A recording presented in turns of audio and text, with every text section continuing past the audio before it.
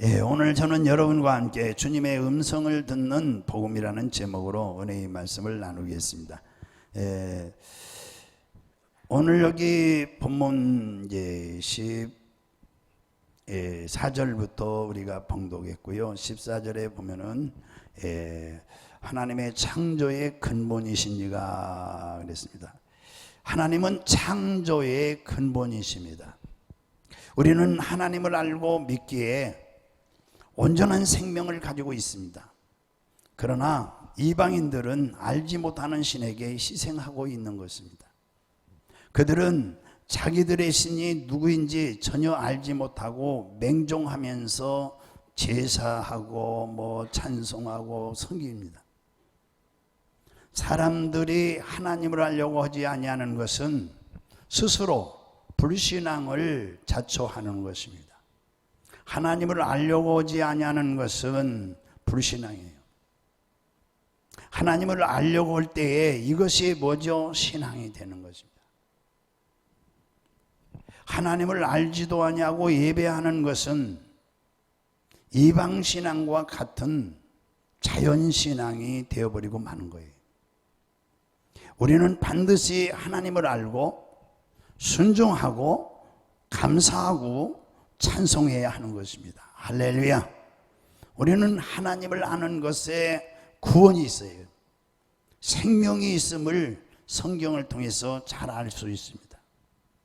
요한복음 17장 3절, 영생은 곧 유일하신 참 하나님과 그가 보내신 자 예수 그리스도를 아는 것이니다 라고 말씀하고 있습니다.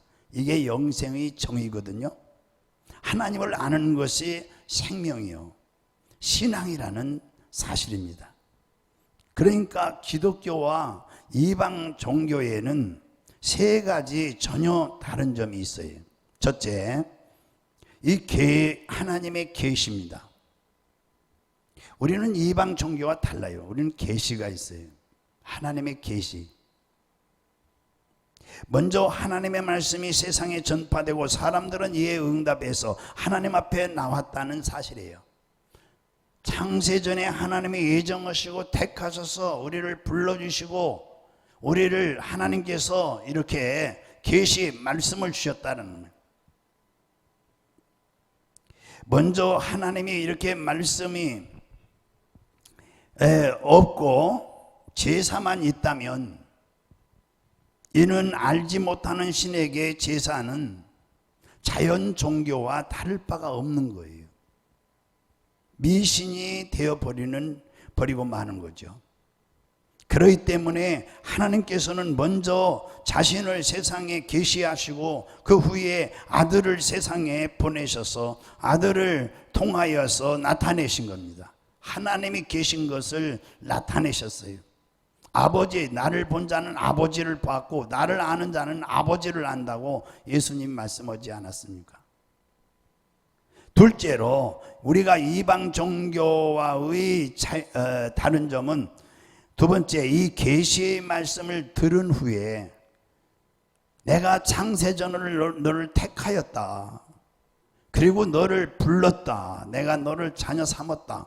이 먼저 예수 그리스도를 통해서 우리에게 자신을 나타내시고 말씀하시고 보여주셨는데 이 계시의 말씀을 들은 후에 믿고 순종해야 하는 것입니다. 계시의 말씀을 들었으면은 믿고 순종해야 돼요.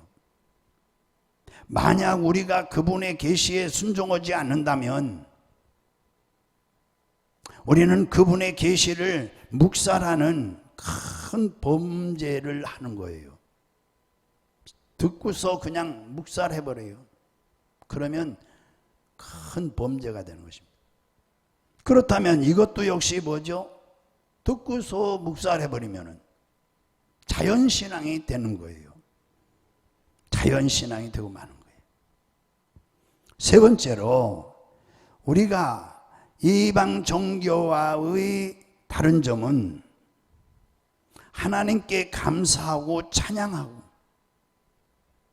경건은 생활을 통해서 예배를 드리는 거예요. 만약 하나님께 예배하고 순종하고 찬송하고 감사하지만 하나님을 알지 못하면서 예배한다고 하면 이것도 역시 결국 미신이 되고 마는 거예요. 하나님을 알지도 못하고. 그러므로 우리에게 중요한 것은 하나님을 잘 아는 것이 중요하다. 호세아 6장 3절에서 호세아 선지자는 강력하게 힘써 여호와를 알자고 외쳤어요. 우리는 힘써 여호와를 알려고 노력해야 됩니다. 그분이 왜 진실한 분인가를 알아야 돼요. 그분이 왜 진실한 분인지 그냥 막연하게 그분에게 맹종한다면은 결국 자기 영혼을 불행한 곳으로 이끌어갈 수밖에 없는 거예요. 하나님은 진실하기에 그분의 입으로 약속한 언약을 땅에 떨어뜨리거나 망각하지 아니하시고 반드시 하나님은 그 입으로 언약한 그 말씀을 언약을 실행하십니다. 민수기 23장 19절에 하나님은 사람이 아니시니 거짓말을 하지 아니시고 인생이 아니시니 후회가 없으시도다. 어찌 그 말씀하신 바를 행하지 않으시며 하신 말씀을 실행하지 않으리야. 하나님은 한 번 입으로 하신 말씀은 반드시 실천하시기 때문에 진실하고 이쁘신 분이다. 사람은 어떻습니까? 사람은 우리 한번 자신을 생각해 보시죠. 사람은 자기 입으로 약속했어도요, 조금 힘들고 감당하기 어려운 부분은 슬그머니 회피해버리고 마는 거예요. 희생이 요구되는 일은 남을 시키고 자기는 또 슬그머니 빠져버리고. 그러나 우리 하나님은 자신이 말씀하신 그 말씀 중에 죽는 일과 같은 가장 어려운 일을 피조물에게 부담시키거나 짐을 지워 떠맡기지 않으셨어요. 죽는 일만큼은 자신의 아들로 친히 감당하게 하신 겁니다. 그러니까 진실해지죠. 그러니까 우리가 이렇게 하나님을 믿을 말씀을 믿고 말씀을 신앙으로 삼을 수가 있죠. 자기 목숨보다 귀한 것이 자식입니다. 만약 하나님 자신이 죽으셨다고 하면은 그것은 하나님이 능히 할 수 있는 일이기 때문에 죽었다고 생각할 수 있겠죠. 그런데 하나님이 아들을 죽이는데 내주었다. 죽는데 하나님이 아들을 죽는데 내주었어요. 그러니까 아무나 할 수 있는 일입니까? 하나님도 하기 힘든 일을 하셨다는 의미예요. 이토록 하나님은 자기 입으로 하신 말씀, 한번 밖으로 내놓은 말씀, 이 입으로 말씀하신 바를 실행하시기 위해서 자기 목숨보다 귀한 자식이라도 아들까지도 희생시킵니다. 자기가 말한 말을 지키기 위해서 자신이 만드신 피조물한테 뭐 하나를 선택해서 피 흘리게 하신 것이 아니라 자기 목숨보다 귀한 이 자식, 그 아들이 육체를 입고 오셔서 피 흘리셨고 천사 중 어느 하나에게 이 육체를 입혀가지고 죽게 한 것이 아니라 자기 목숨보다 귀한 그 아들로 친히 그 희생을 감당케 하신 것입니다. 율법을 전하는 일은 천사들로 말미암아 전해졌지만 이 죽는 일은 아들이 직접 오셔서 죽음을 당하신 것, 그렇기 때문에 하나님은 진실하신 분이에요. 할렐루야. 자기 입으로 하신 말씀을 반드시 지키는 분이시다. 진실한 분이다. 아, 우리야 뭐 사람 얼마나 믿을 수 있겠어요, 오늘날.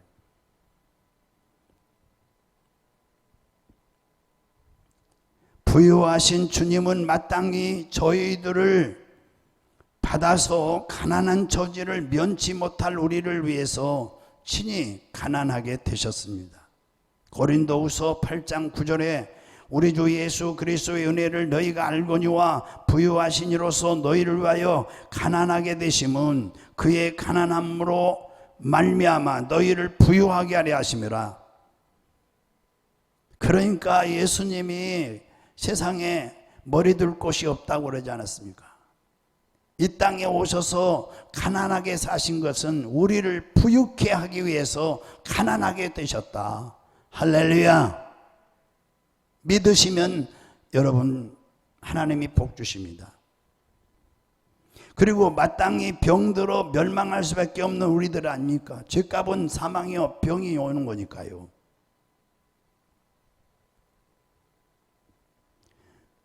마땅히 병들어 멸망할 수밖에 없는 우리를 위해서 친히 그가 채찍에 맞음으로 우리가 나음을 입었어요. 수모를 당하셨어요. 우리 병을 짊어지셨어요. 천사에게 육체를 입혀 매맞게 한 것이 아니라 아들이 직접 채찍에 맞아 병을 담당하신 것입니다. 또한 그분은 우리의 죄를 담당하시고 십자가에 죽으셔서, 그래서 베드로전서 2장 24절,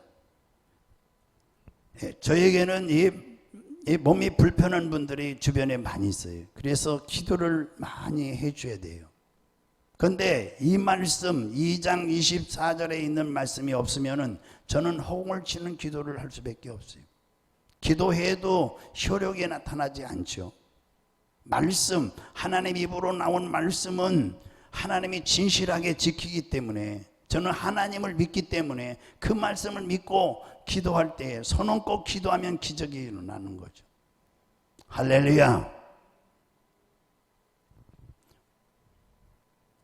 여기 24절에 뭐라고 그랬어요? 친히 나무에 달려 그 몸으로 우리 죄를 담당하셨으니 이는 우리로 죄에 대하여 죽고 의에 대해서 살게 하려 하심이라. 그가 채찍에 맞음으로 너희는 남을 입었나니. 늘 그러죠. 예수님이 채찍에 맞음으로 내가 남을 입었다. 내 속에 있는 더러운 질병은 떠나갈지어다. 잔섭의 속에 있는 더러운 원수 떠나갈지어다. 하래도 수없이. 왜요? 저도 죄를 지니까 병이 수없이 들어올 수 있어요.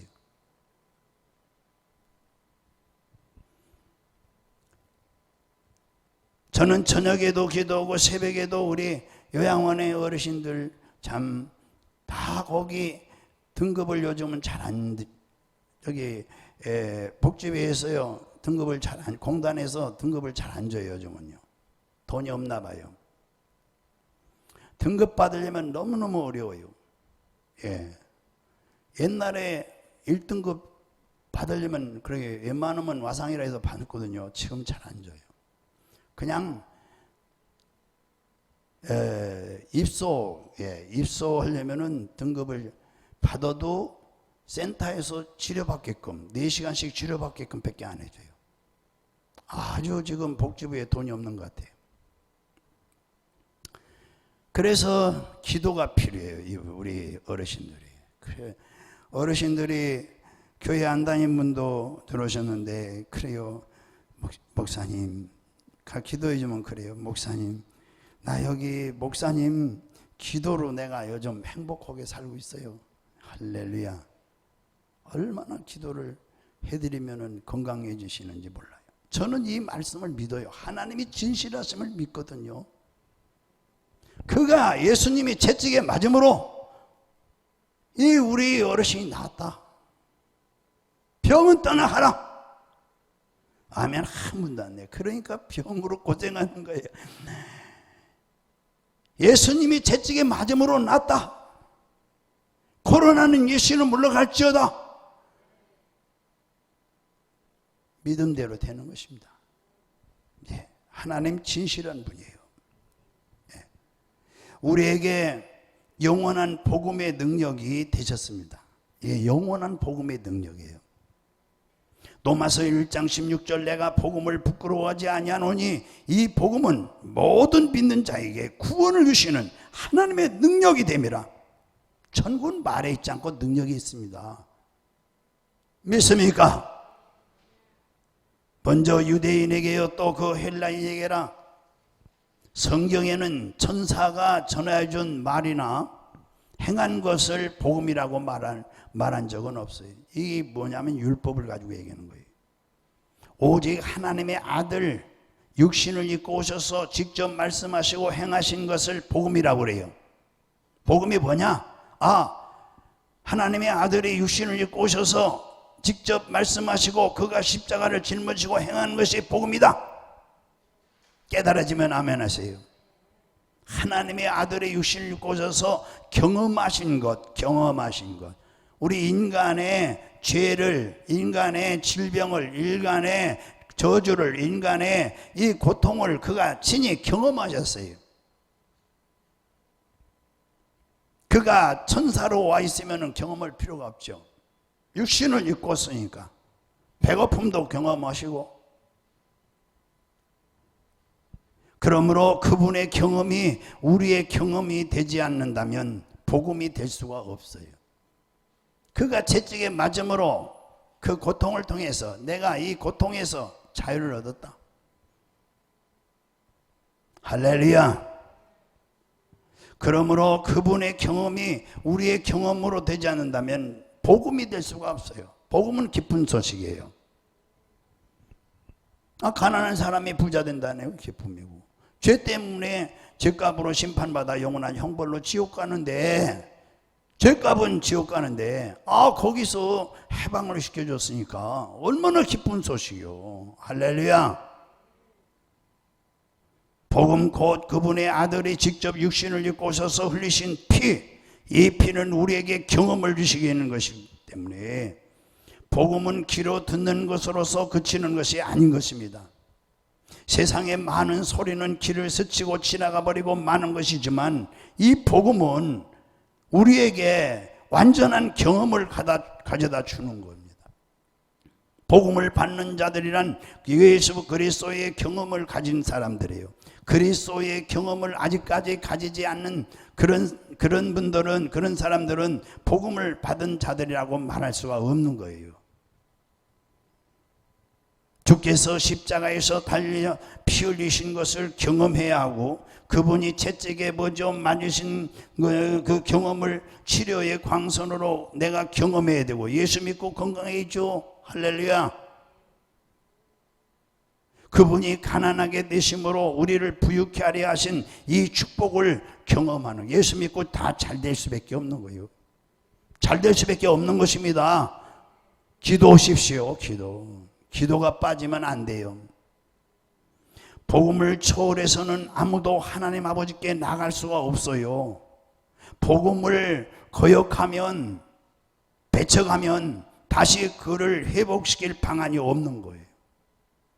하나님의 아들이 직접 육신을 입고 오셔서 사람의 죽는 죽음과 사람의 매맞음과 사람이 당하는 이 가난을 몸소 가지신 이 경험하시고 이 사역을 대신할 자가 없어요. 그러므로 하나님의 아들이 직접 피 흘리시고 고난당하시고, 그렇다 할지라도 우리가 그분의 경험을 나의 경험으로, 나의 체험으로 경험하지 아니하면 우리는 복음과 상관없는 자가 되어버리고 마는 거예요. 그러니까 기도들 많이 하세요. 복음이 나에게 나타나도록. 할렐루야. 그리스도인들은 복음을 받은 자들이에요. 곧 그리스도의 경험을 먹고 마시는 자들이에요.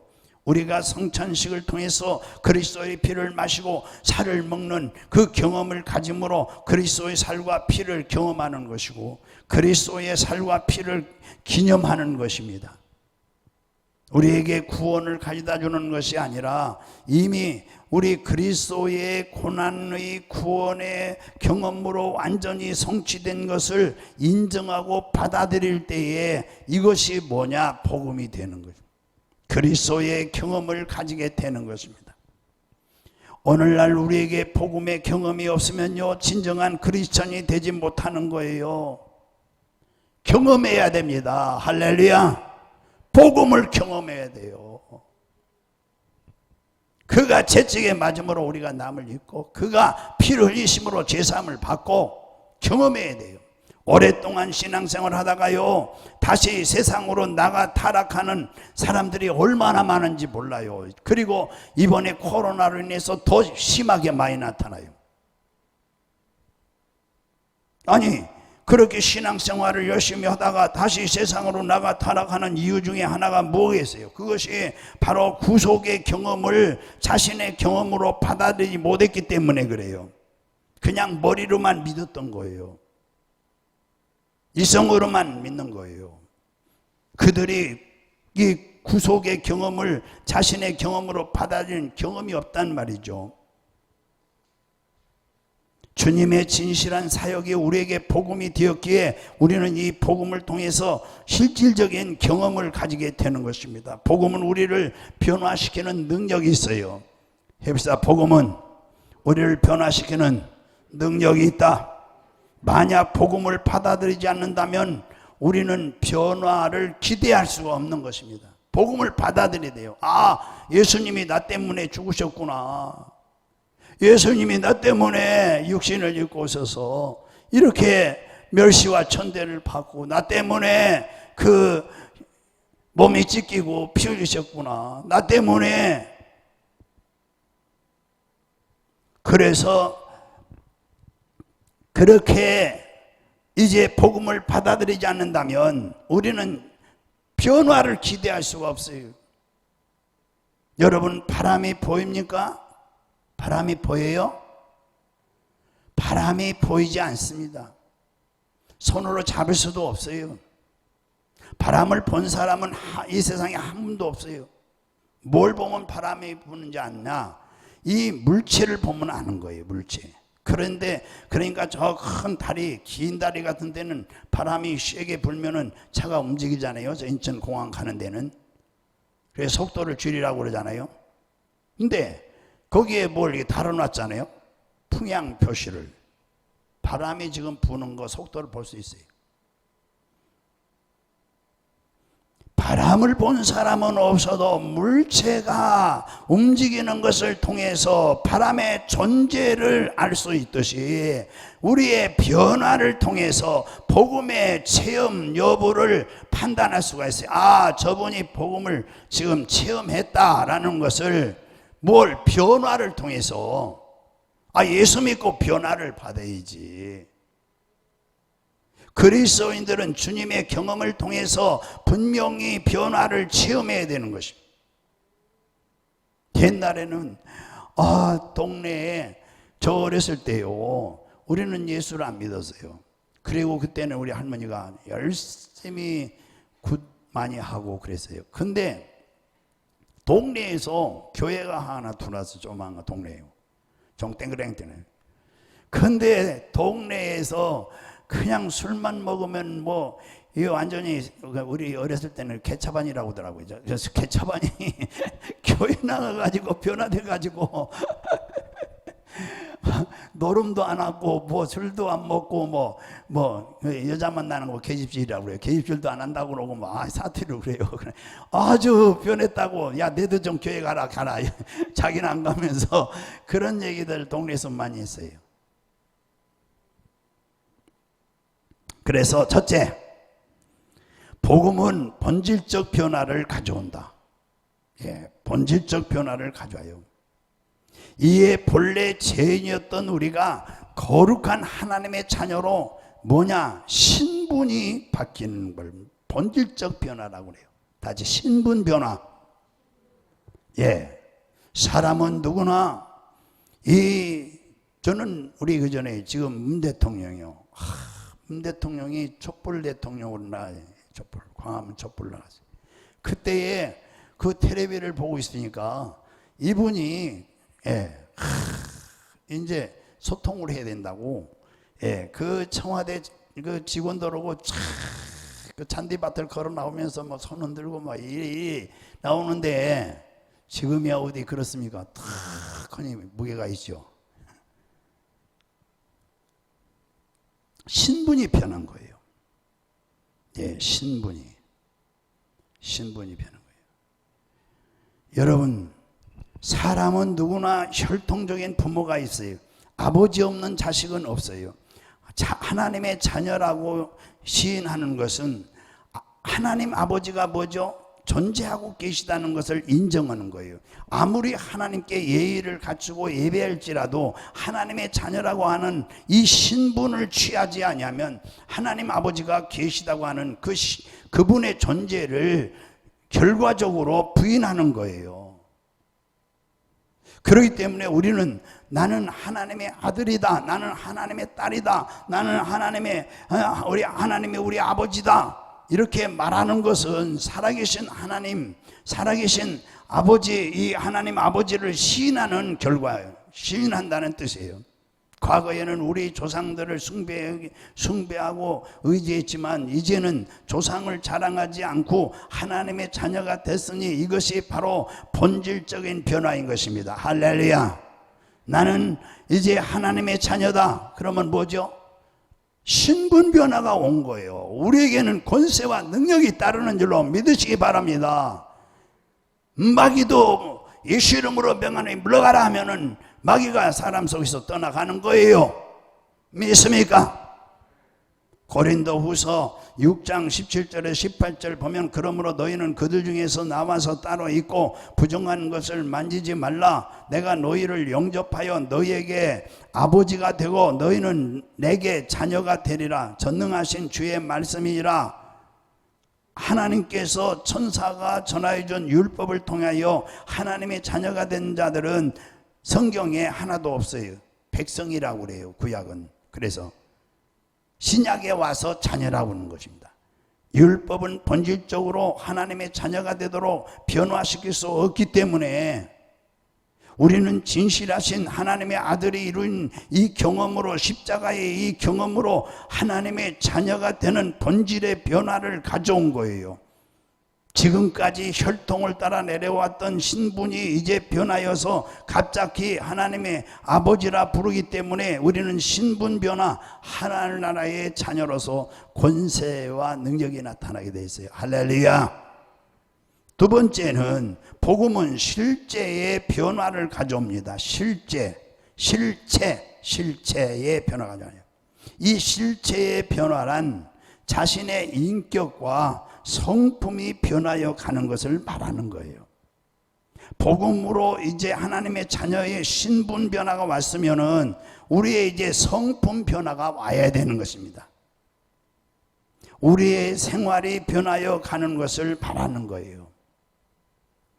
이제 우리는 그렇잖아요. 예수 믿고 났으니까 과거에 못된 짓 하는 것, 그거 못된 짓 하면 여러 가지가 있겠죠.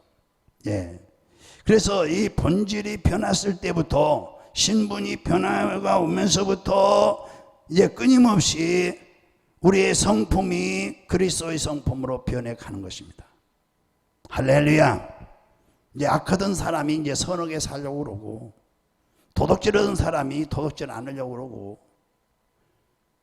못된 짓 하는 사람이 못된 짓 안 하려고 그러고, 이제 남에게 피해만 입히는 사람이 이제는 남에게 도와주려고 선한 일을 하려고 그러고, 이 땅 위에 있는 동안은 우리가 이 성품이 그리스도의 성품으로 완성되지 않아요. 그래서 우리 장로교에서는 성화돼 간다. 해봅시다. 성화돼 간다.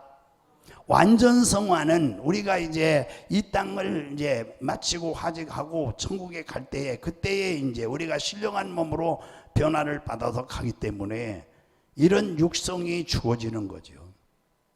날마다 육성이 주어져야 되는데 이게 쉬운 일이 아니죠. 육신의 정욕과 안목의 정욕과 이생의 자랑, 마귀가 이걸 가지고 자꾸 우리를 그냥 시험에서 자꾸 넘어지게 만드니까. 그래서 성경은 그러죠. 거룩하라 또는 뭐죠? 성결하라. 지속적으로 계속적으로 말씀하고 있습니다. 본질이 변화되어 하나님의 자녀가 된 자들은 거룩하고 선하게 변화돼 가야 돼요. 할렐루야. 예수 그리스도의 성품으로 변화돼야 돼요. 계속 힘쓰라, 계속 일하라. 오늘 본문에 바로 그런 뜻에서 오늘 본문이 있는 말씀이, 거룩하면 우리 자신이 계속 성결해 나가지 아니하면 안 되는 거예요. 그래 많이 성령 충만하시기를 주님으로 전합니다. 노력을 해야 됩니다. 예, 말도 좀 조심히 해야 되고, 생각도 우리가 보는 대로 다 생각하면 돼. 아, 저것은 우리 하나님이 기뻐하지 않는다. 이건 나에게 도움이 안 돼. 그러면 생각을 지우고 말씀의 생각을 떠올려야 돼요. 할렐루야. 우리는 세상으로부터 분리되지 아니하면 거룩해질 수가 없다는 사실입니다. 복음은 세상과 하나님 나라의 중간 입장에 처해 있는 것이 절대 아닌 것입니다. 오늘 본문에 차든지 덥든지 하라고 했잖아요. 많은 사람들이 그리스도를 존경하고 있지만은 그리스도인이 되는 일에 대해서는 아직까지 머뭇머뭇하고 있어요. 교회에는 나오고 있지만은 그리스도인이 되는 데는 머뭇머뭇거리고 있다는 말이에요. 그러나 이 복음은 중립적인 태도를 결코 용납하지 않거든요. 우리 한번 읽어보시죠. 3장 15절. 오늘 15절 읽어보시죠. 절대 용납하지 않습니다. 여러분 중간쯤 가면은 좋겠어. 아니야, 중간은 없어요. 중간은 없어요. 중간. 자, 읽어보시죠. 15절 시작. 내가 내 행위를 아노니 내가 차든지 차지도 아니하고 뜨겁지도 아니하도다. 내가 차든지 뜨겁든지 하기를 원하라. 미지근한 거 이거 안 된다는 얘기예요. 또 한번 읽어보죠. 시작. 내가 이와 같이 미지근하여 뜨겁지도 아니하고 차지도 아니하니 내가 입에서 너를 어떻게 해요? 토하여 버리라. 에이 더럽다. 그리고 토래. 옛날에 우리 어렸을 때는 어르신들이 술을 많이 드셨어요. 예. 이게 지구는 못 가도 잡숫구는 간다고 그러더라고요. 그게 무슨 얘기인가 해서 나중에 알았어요. 아, 잡수시면서 자꾸 술이 이제 정신력을 깨니까 밤새 술 잡수니까 그거 모으면 지구 못 가죠. 근데 잡숫구는 가는 거예요. 근데 술을 잡숫고, 예, 이 잡숫집 많이 드시 못한 분은 그냥 이 오바이트를 한다는 건 막 토해버리잖아요. 얼마나 그게 라면 먹고 토하면 얼마나 냄새가 나는지. 아이고, 우리 어머니 엄청 고생했어요. 오강 갖다 들이대고 태우기. 아이고, 우리 아버지가 예수 믿고 돌아가서 천국 갔으니까 그렇지. 그래서 여기 보세요. 여러분 기름기가 많은 음식은 뜨거워야 좋아요, 차야 좋아요? 뜨거워야 맛이 나는 거예요. 기름이 녹아버리고. 미지근하다면 구역질 나는 것입니다. 또 차가워야 할 음식이 미지근하면 구역질이 나서 토하여 내칠 수밖에 없고. 신앙은 살았으나 살았느냐 죽었느냐 하는 구분밖에 없어요. 중간은 없다 이거죠. 미지근하면 뭐죠? 신앙생활 미지근해요. 뭐 때문에 해요? 코로나 때문에요. 집에서 기도 힘차게 됩니까? 그럼 집에서 혼자 예배 드리는데 정말 성령 충만하게 예배가 됩니까? 아주 분명하고도 철저한 경험을 가지는 생활이 오늘 성경에 분명히 말씀했어요. 성경은 아비를 사랑하는 것은 당연한 도리로 인정하지만 그보다 주님을 뭐죠? 더 사랑하라 그랬어요. 가족보다 뭐죠? 더 사랑하라. 우리 믿으면 아멘 하세요. 중간 입장보다 철저한 입장을 택하도록 오늘 성경에서 미지근한 중립적 태도는 비겁한 불신앙, 이건 불신앙입니다. 많은 사람들이 이러한 경험을 다 무시하기 때문에 확실한 경험을 가지지 못한 채 그만 자기 영혼을 방치해버리고 마는 거예요. 하나님께서 자기 아들을 죽는 데까지 내어주고 직접 세상에 참여하신 것은 자신을 세상에 주시기 위함이라 그랬고, 내 손을 받아 먹어라, 내 피를 받아 마셔라. 그래서 자신을 직접 경험시키려고 하시는 것이죠. 만약 우리의 신앙이 귀로만 듣는 이런 하나의 관념이나 사상으로만 용납된다면 이들이 직접적으로 죽으실 필요가 없잖아요. 그분은 내가 너희 안에, 너희가 내 안에 이렇게 함같이 우리와 확실하게 교제하기 위해서 우리 속에 역사하신다고 그랬어요. 우리 삶 자체에 직접 관여하여 주관하시기를 원하시고요. 그렇기 때문에 우리는 미지근한 신앙생활을 포기해야 돼요. 내가 토하여 버리겠다. 그런 말은 뭐예요? 아이 더러워서 이제 같이 먹어야겠다 이런 뜻이에요. 세상 사람들 눈에는 위험하게 보일지라도요, 기독교인들은 반드시 능력 있는 신앙생활을 해야 됩니다. 할렐루야! 열심히 있는 신앙생활을 해야 됩니다. 복음은 그 자체가 능력인 것입니다. 기독교가 초기의 절대적 능력을 지속하고 초대교회의 그 능력을 지속하고 오늘날까지 내려왔다면 오늘날 기독교는 수없이 수많은 사람에게 생명을 나눠줄 수 있었을 것입니다. 오늘날 교회가 초대교회의 시대의 능력을 지속하지 못하였기 때문에 능력 없는 것이 전통이 되어버리고 오히려 능력 있는 것은 비판 대상이 되어버리고 말았어요. 제가 여기서 날마다 귀신을 얼마인지 쫓을 수 있어요. 그리고 병 고칠 수 있어요. 못해요. 왜? 우리 교단에서 용납이 안 돼요. 그리고 주변에서 용납이 안 돼요. 그리고 오늘날 성도들이 그렇게 애써서 믿으려고 하질 않아요. 기도하려고 하질 않아요. 정말 기도하려고 하지 않습니다. 마태복음 16장 18절에 또 내가 내게 이르노니 너는 베드로라, 내가 이 반석 위에 내 교회를 세우니 음부의 권세가 이기지 못하리라. 교회는 세상의 권세가 감히 이기지 못하는 이 독특하고 절대적인 힘을 가지고 있어야 되는 거예요. 내 기도 오늘날 성도들이요, 이렇게 귀신 내쫓고 이래서 병 고쳤잖아요. 그거 하면은 용납이 안 되는 거예요. 모이려고 하지도 않고.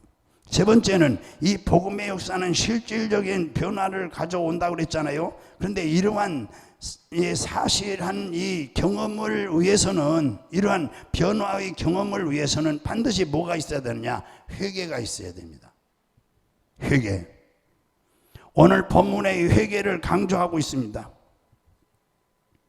그래서 복음에 있어서는 무엇보다도 중요한 것이 회개예요. 회개하라, 천국이 가까웠느니라. 정말 이 회개하라는 말씀이 전해지지 않았다면 우리들은 정말 절망적일 수밖에 없는 거예요. 뭐 목사님이라고 해서 본래 죄 없는 사람이 아닙니다. 죄 많은 사람이 목사가 된 것입니다. 목사님이란 신학 과정이나 교리를 통해서 이루어진 것이 아니라 회개를 통해서 목사가 된 거예요. 인격적인 수양을 통해서 목사가 된 것이 아니라 회개를 통해서 목사가 된 것입니다. 이와 같이 그리스도의 증인으로서 일하게 된 것은 그 사람의 훌륭한 어떠한 인격적인 훌륭한 점이 인정받아서 된 것이 아니에요. 오직 회개를 통해서 목사님이 되고 크리스찬이 되는 거예요. 회개는 성령으로 말미암아 최고의 경험이에요.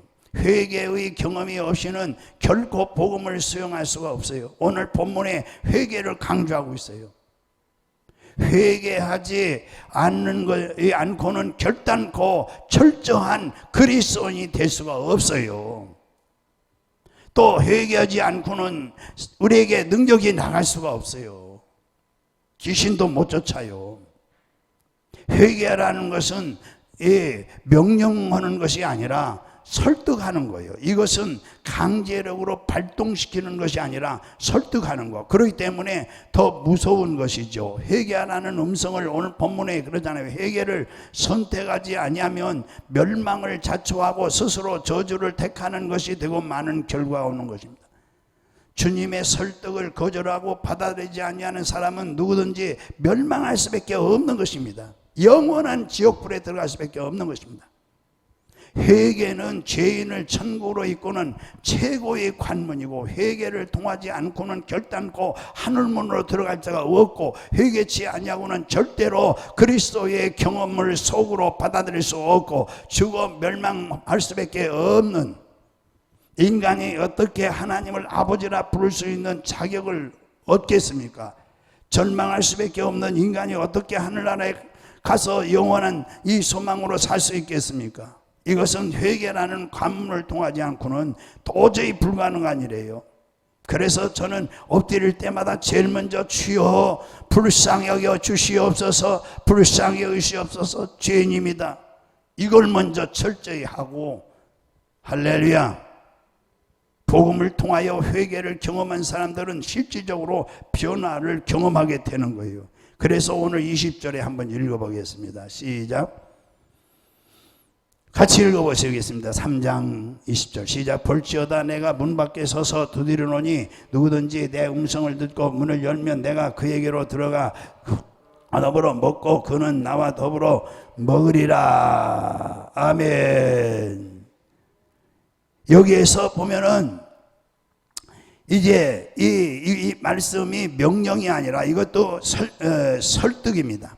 우리는 그분이 놓고 하시는 소리에 귀를 기울여야 합니다. 그분은 그 놓고를 통해서 우리에게 자신의 경험을 이제 주려고, 우리에게 유익을 주려고, 그러므로 우리는 문을 열고 그분을 영접해 드릴 수 있어야 됩니다. 그것이 회개인 것입니다. 할렐루야.